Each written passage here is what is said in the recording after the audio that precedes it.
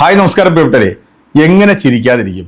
അതിലേറെ ശരിക്കും പറഞ്ഞാൽ എനിക്ക് സങ്കടവും തോന്നുന്നുണ്ട് ഈ വാർത്തയെ കണ്ടിട്ട്. കാരണം ഇത്രയും കാലം ഈ BJPക്ക് വേണ്ടി പണിയെടുത്ത് ഇവിടുത്തെ മുസ്ലിങ്ങളെയൊക്കെ തള്ളിപ്പറഞ്ഞ് ഞാനാണ് യഥാർത്ഥ മുസ്ലിം എന്നൊക്കെ പറഞ്ഞ് വീരവാദമൊക്കെ മുഴക്കി നടന്നിട്ടുള്ള ഒരു വേട്ടാവളിയനുണ്ടല്ലോ.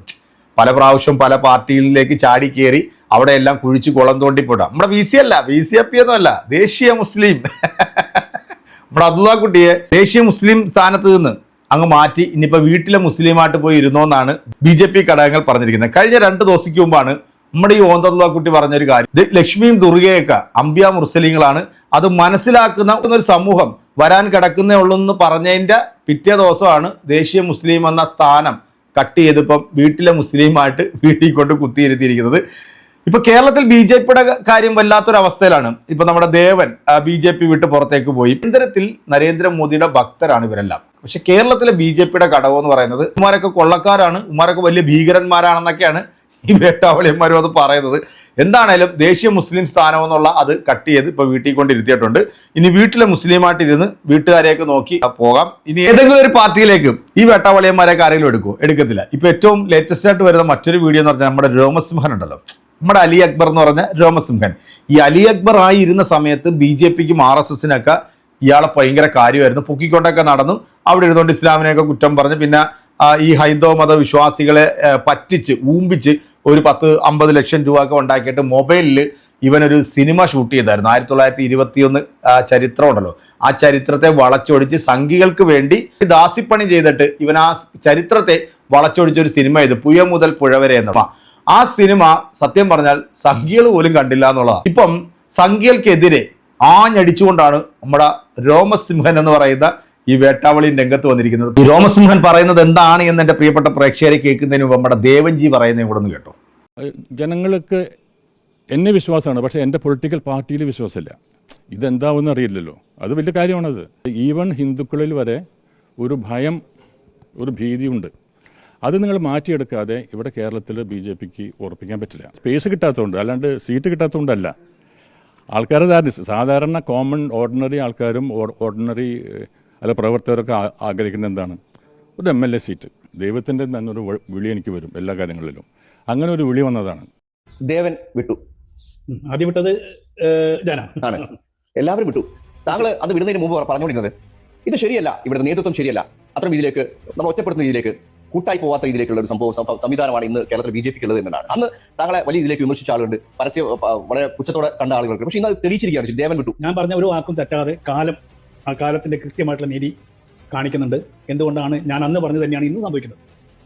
ഞാൻ 4-5 കൊല്ലം മുമ്പല്ല പറഞ്ഞത്, ആ പറഞ്ഞതിന് ഇന്ന് ദേവനും പറഞ്ഞത്. എന്തുകൊണ്ടാണ് അത്തരം ഒരു സാഹചര്യം വരുന്നത്? ഒന്ന്, ഈ വളരെയധികം താല്പര്യത്തോടുകൂടി വർക്ക് ചെയ്യാനുള്ളവരോട് കൂടിയിട്ടാണ് BJPയിലേക്ക് വരുന്നത്. കാരണം അത് ഇവിടുത്തെ BJPയുടെ നേതാക്കളെ കണ്ടിട്ടല്ല. അതായത് മോദിജി സെൻട്രൽ നടത്തുന്ന ആ പ്രവർത്തനങ്ങൾ കണ്ടിട്ട് അതിൻ്റെ ആകാൻ വേണ്ടിയിട്ടാണ് ഒരാൾ ഇതിലേക്ക് വരുന്നത്.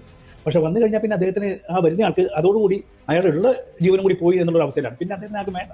വരുമ്പോൾ ആദ്യത്തെ ദിവസം ഷാലിടാനും ഷെയ്ക്കാൻഡ് കൊടുക്കാനും ചിരിച്ചിങ്ങനെ ഫോട്ടോ എടുക്കാനും എല്ലാവരും ഉണ്ടാവും. പിന്നെ ആരും ഉണ്ടാവില്ല. താങ്കളോട് മുഖ്യമായ 2 ചോദ്യം ചോദിക്കാറുണ്ട്. ഒന്ന്, താങ്കൾ BJPയിലേക്ക് വന്നതിൽ പിന്നെ താങ്കളുടെ വില പോയോ, വില കിട്ടിയോ എന്നെ ചോദ്യം. വിലയുടെ പ്രശ്നമല്ല, എൻ്റെ അന്നം മുട്ടി എന്നുള്ളത് സത്യം. ഇപ്പം ഞാൻ ഉദാഹരണം പറഞ്ഞത്, ഞാനിപ്പം ഈ BJPയിലേക്ക് വരുന്നതിന് മുന്നേ എനിക്ക് എല്ലാ സെറ്റപ്പ് ഉണ്ട്, ഇവിടെ സ്റ്റുഡിയോ ഉണ്ട്, എല്ലാ കാര്യങ്ങളും. ഞാൻ ഒരു വർഷം ചുരുങ്ങിയത് 10 ലക്ഷം മുതൽ 15 ലക്ഷം രൂപയുടെ ജോലി ഞാൻ ഇവിടെ ചെയ്തുകൊണ്ടിരുന്നതാണ്. ഞാൻ BJPയിലേക്ക് ചെയ്യുന്ന അന്ന് മുതൽ ഇന്ന് വരെ എൻ്റെ എല്ലാ എക്സ്പെൻസും തുരുമ്പെടുത്ത് പോവുകയാണ്. 10 രൂപയുടെ പണി ഞാൻ ചെയ്തിട്ടില്ല. പടങ്ങൾ കിട്ടാതായോ? പടങ്ങളില്ല. നിങ്ങൾ ആലോചിക്കും, 15 വർഷത്തിനിടയ്ക്ക് ഞാൻ സിനിമ ചെയ്തിട്ടില്ല, എനിക്ക് വരുന്ന വർക്ക് വന്നിട്ടില്ല. എന്തുകൊണ്ട് വന്നില്ല?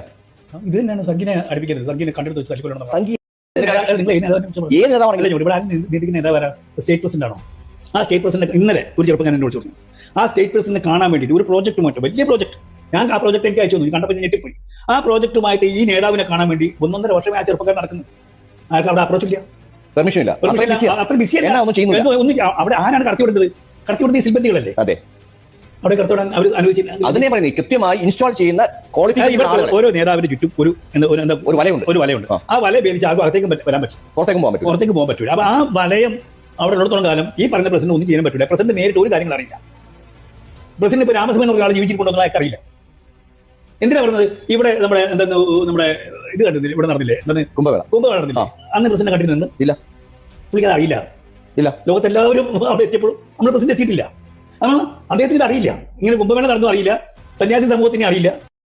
രണ്ടാമതൊരു പ്രാധാന്യം ചോദ്യം ചെയ്യാൻ വേണ്ടി പോവാം. അതായത് താങ്കൾ അലി അക്ബർ ആയിരുന്നപ്പോൾ കിട്ടിയ പ്രാധാന്യമാണോ അതോ രാമസിംഹനായപ്പോൾ? അതായത് താങ്കളെ പോലുള്ള ഒരാൾ തീർച്ചയായും നല്ല രീതിയിലേക്ക് ഇതിന് പ്രവർത്തിക്കണം എന്ന് പറഞ്ഞ് തയ്യാറെടുപ്പ് എല്ലാ സ്ഥാനമാനങ്ങളും ആഗ്രഹിക്കാതെ താങ്കൾ ഒരു സ്ഥാനമാനം ആഗ്രഹിച്ചാൽ ഞാൻ കേട്ടില്ല, ഇന്ന സ്ഥാനം വേണം എന്ന് പറഞ്ഞു കേട്ടില്ല. മറ്റുള്ള നേതാക്കന്മാർക്ക് ഇത്തരം സ്ഥാനം എനിക്ക് വേണം എന്ന് പറഞ്ഞു വരുന്ന ആളാണ്. അപ്പോൾ ഇപ്പോൾ അബ്ദുള്ളക്കുട്ടി ഉണ്ട്, അബ്ദുള്ളക്കുട്ടിക്ക് കിട്ടുന്ന ഒരു സ്റ്റാൻഡ് അല്ലെങ്കിൽ അലി അക്ബറിന് കിട്ടിയ ഒരു സ്റ്റാൻഡ് ഇന്ന് രാമസിംഹന് കിട്ടുന്നുണ്ടോ? അതെ, രാമസിംഹൻ ആയി കഴിഞ്ഞാൽ ഹിന്ദു അല്ലേ, അപ്പൊ അതിന് പ്രാധാന്യമില്ല. ഇല്ല, മുസ്ലിംസിനാണ് എപ്പോഴും പ്രാധാന്യം. എന്തുകൊണ്ടാണ് ഒരു പാലം അവർ പ്രതീക്ഷിക്കുന്നത് നാളെ ഈ മുസ്ലിംസ് മുഴുവൻ അവർക്ക് വോട്ട് ചെയ്തിട്ട് അവർ അത് വിഡ്ഢിത്തരമായ ഒരു തിങ്കിങ് അല്ലേ? അത് വിഡ്ഢികൾ അതിനെ എത്തിക്കുള്ളൂ. ബി ജെ പിയിലെ ആളുകളൊക്കെ കുറെ വിഡ്ഢികളുണ്ടെന്ന് പറയോ? ഞാൻ അങ്ങനെ തന്നെ പറയും. പമ്പര വിഡ്ഢികളായതുകൊണ്ടാണ് ഇങ്ങനെ ഓടുന്നത്. ഏത് ഘടകത്തെയാണ് കൂടെ നിർത്തേണ്ടത് അത് ഹൈന്ദവ സമൂഹത്തിനെയാണ്. ഇവർക്ക് അറിയ പോലുമില്ല. ഏതെങ്കിലും ഹൈന്ദവ സംഘടനകളോട് ചർച്ച ചെയ്തതായിട്ട് നിങ്ങൾ കേട്ടിട്ടുണ്ടോ?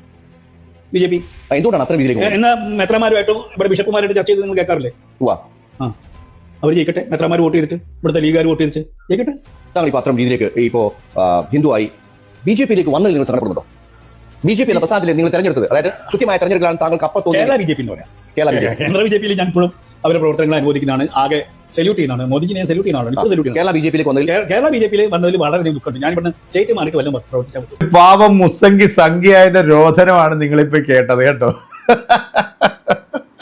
ഇതുപോലെ എത്ര എണ്ണം ഇപ്പൊ നമ്മുടെ ഓന്തത്തുള്ളാക്കുട്ടിയെ ചവിട്ടി പുറത്താക്കി, അതുപോലെ ന്യൂനപക്ഷ വിഭാഗത്തിൽപ്പെട്ടിട്ടുള്ള ആളുകളെയൊക്കെ ഈ തെരഞ്ഞെടുപ്പ് സമയമാകുമ്പോഴത്തേക്ക് കുറേ എണ്ണത്തിന് കേരളത്തിലെ BJP-യുടെ ഘടകങ്ങളെല്ലാം അവരെ കൂട്ടിക്കഴിഞ്ഞ് തെരഞ്ഞെടുപ്പ് കഴിയുമ്പോഴത്തേക്ക് 5 പൈസയുടെ ഗുണം ലവറ്റകളെ കൊണ്ട് ഉണ്ടായിട്ടില്ല എന്നുള്ളത് BJP-ക്കാർക്ക് ബോധ്യം. കാരണം ക്രിസ്ത്യാനിയോ മുസ്ലിങ്ങളെയോ ആയിട്ടുള്ള ചില വേട്ടാവളിയന്മാർ അല്ലെങ്കിൽ ഈ സംഘപരിവാറിന്റെ പണം ആഗ്രഹിച്ചു പോകുന്ന ചില വേട്ടാവളിയന്മാർ ഈ പ്രസ്ഥാനത്തിലേക്ക് വരികയും അവർക്ക് എന്തെങ്കിലും സ്ഥാനമാനങ്ങൾ കൊടുക്കുകയും അതിലൂടെ ഇവിടുത്തെ മുസ്ലിമിന്റെ ക്രൈസ്തവന്റെ ഒക്കെ വോട്ട് മേടിക്കാം എന്ന് വിചാരിച്ചവര് ഇപ്പൊ രോമസിംഹൻ പറഞ്ഞതുപോലെ അവരൊക്കെ പമ്പര വിഡ്ഢികളാണ്, അവരൊക്കെ മണ്ടന്മാരാണെന്ന് പറഞ്ഞത് 100% സത്യം. ഇതൊക്കെ തന്നെയല്ലേ നമ്മൾ കുറെ നാളായിട്ട് പറഞ്ഞുകൊണ്ടിരിക്കുന്നത്. ഈ ഓന്താണെങ്കിലും കൊള്ളാം, രോമസിംഹനാണെങ്കിലും കൊള്ളാം, അല്ലെങ്കിൽ നമ്മുടെ PC അപ്പി ആണെങ്കിലും കൊള്ളാം.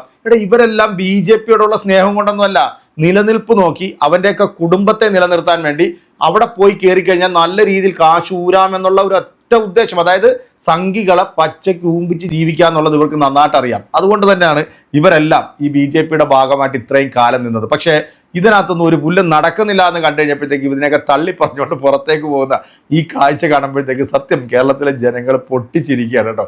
അതിലേറെ സങ്കടവും തോന്നുന്നുണ്ട്. കാരണം ഇത്രയും കാലം BJP-ക്ക് വേണ്ടി നിന്ന് ഇവിടുത്തെ മുസ്ലിങ്ങളെയും ഇവിടുത്തെ ക്രൈസ്തവനെയൊക്കെ തള്ളി പറഞ്ഞ് ചരിത്രത്തെ വളച്ചൊടിച്ച് അത് സിനിമയാക്കിയിട്ട് പോലും കേരളത്തിലെ നല്ലവരായിട്ടുള്ള പ്രത്യേകിച്ച് ഭൂരിപക്ഷ സമുദായത്തിൽപ്പെടുന്ന നാട്ടിലെ ഹൈന്ദവ സഹോദരങ്ങളെ കുറിച്ച് ഓർക്കുമ്പോഴല്ലോ ബിഗ് സല്യൂട്ട് കൊടുക്കാൻ തോന്നുന്നത്. കാരണം അവരാണ് നമ്മുടെ ഈ നാടിൻ്റെ നിലനിൽപ്പ്. അവരിലൂടെയാണ് നമ്മളെല്ലാവരും ഇവിടെ നിലനിന്ന് പോകുന്നത്.